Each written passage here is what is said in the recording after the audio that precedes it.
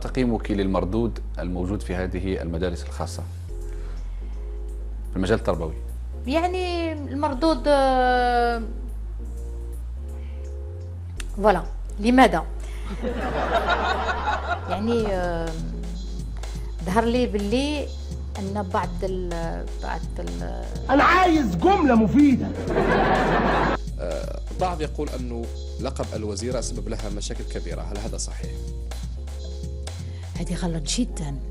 أنا جزائرية وأنا افتجأت يعني بقوة كيفاش خرجوا هذا ويقولوا عليا باللي أنا أهودية صفو. تعتقدي أن شهادة البكالوريا اليوم بقيت محافظة على مصداقيتها، خاصة مع ما جرى العام الماضي؟ الجميع يؤكد بأن بكالوريا العام الماضي بكالوريا الفضيحة. فإذا نستمروا نجم نقول يعني بصفة أكيدة أن المحتوى والمصداقية فتنفقد يعني بصفة مطلقة. تقصدي فقدت؟ يعني ما فقدتش، قلت لا كملنا في نفس الطريقة. حقيقة الشيء اللي لاحظنا أن الآن من 2008 اللي كانت يعني مرحلة استثنائية الآن يعني كمكسب، اللي كانت يعني مرحلة استثنائية أصبحت الآن يعني كمكسب. بانجليزي دي يا مرسي.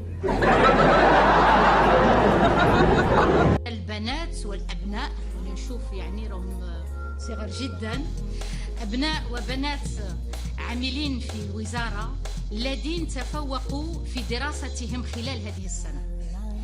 فهذا الحفل التكريمي هو تثمين للجهود مبذولة والتحفيز للمجتهدين الذين يستحقون كل التقدير والعرفان على النتائج التي تحصلوا عليها بفضل عملهم وكدهم.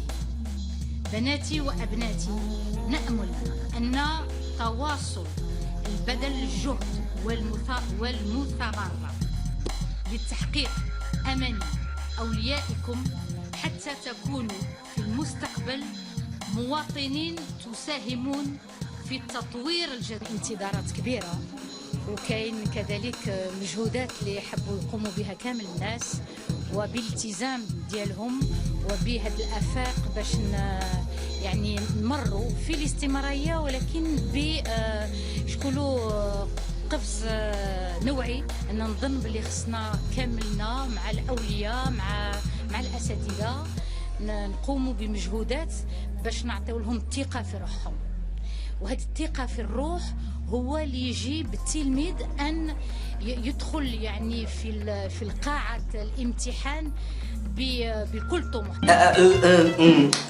من فضلك أعطيني جملة مفيدة. ولكن الآن فمن خلال هذه الفترة مسألة يعني التكوين بصفة متواصلة فتلعب دور كبير جدا، والجامعات التكوين المتواصل أخذت بعين الاعتبار الاحتجاجات ديال وزارتنا، وعندنا عدد كبير جدا من معلمين غادي يمروا من هذه الجامعة. معالي الوزيرة